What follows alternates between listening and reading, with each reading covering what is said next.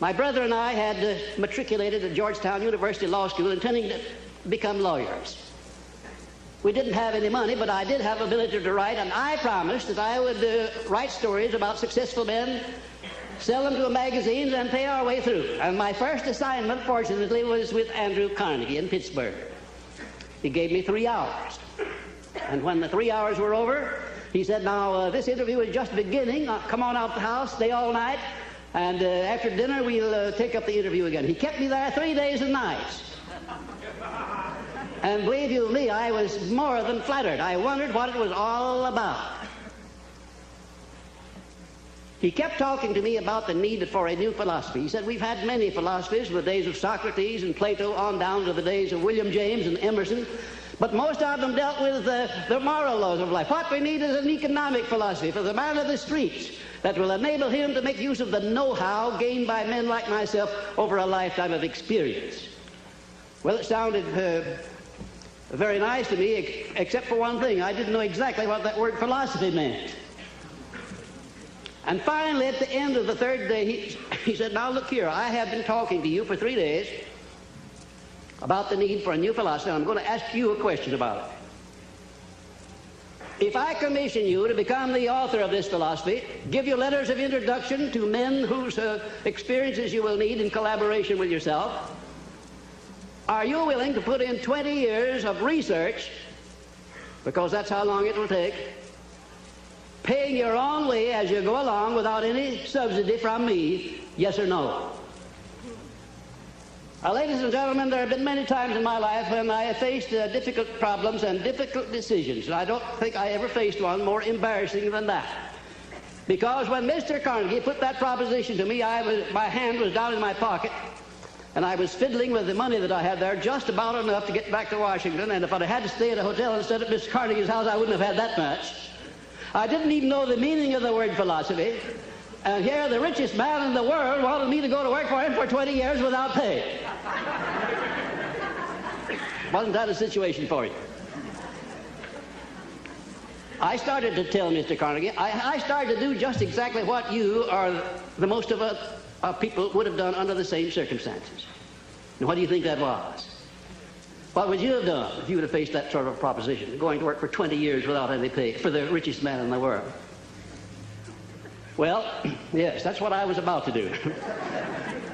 But something inside of me wouldn't let me open my mouth until I got a hunch that if Mr. Carnegie had kept me there for 3 days, it must have been for a purpose. But he must have seen something in me that I didn't know was there.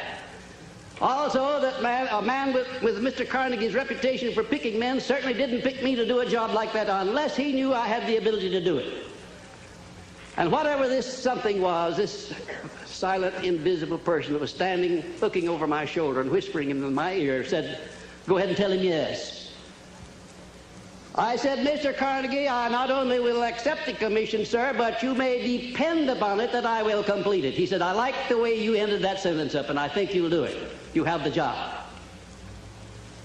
The only contribution Mr. Carnegie ever made to me outside of introducing me where I needed to be introduced was to pay my expenses in the early part of my relationship with him. The first man he sent me to see was Henry Ford. Now, he said, I want you to go up to Detroit, become acquainted with Henry Ford, observe him carefully, because one of these days he's going to dominate the motor industry.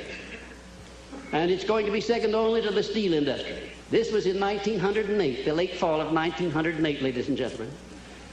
I went up there and spent 2 days trying to find Ford, and when I did find him, he came out of the rear of a shop where he'd been doing some experimenting with an old pair of overalls on, a plug hat or a derby hat that had been bashed in the crown, grease all over his hands. I remember he got my shirt sleeves dirty when I shook hands with him. And I sat down for a half hour with Mr. Ford, and about all of his conversation consisted of yes and no, mostly no.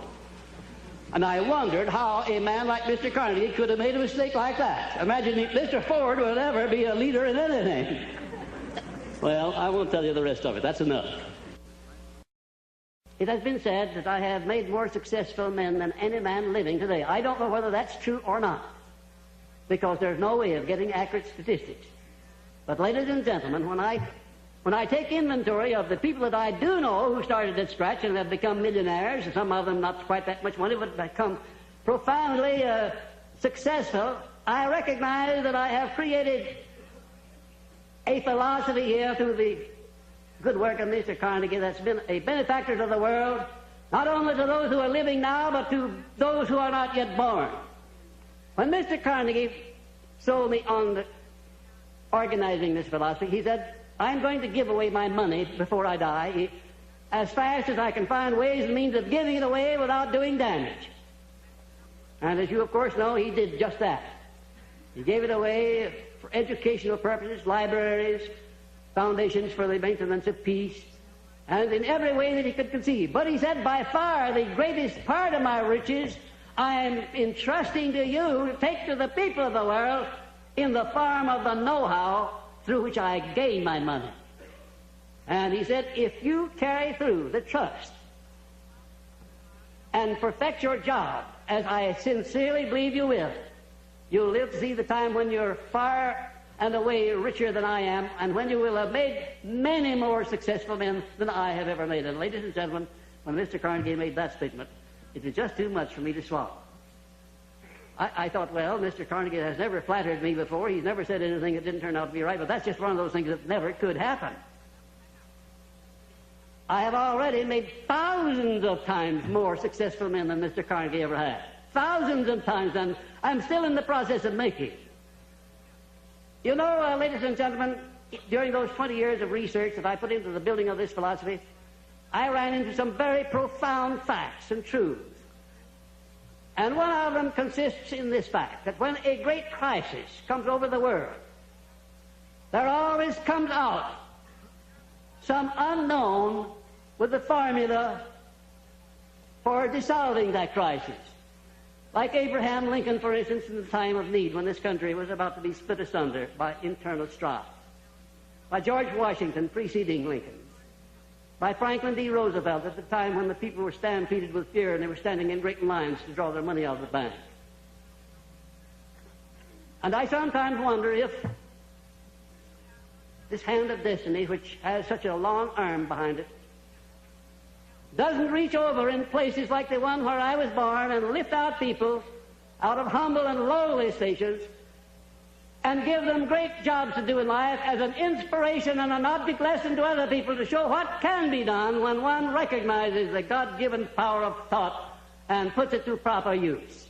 Because if you really and truly tune in on the main line of my source of faith and my source of enthusiasm, become indoctrinated with this philosophy, no matter what it is that you're doing in life, what it is you want to do, you'll find a way always open, and I thank you very much.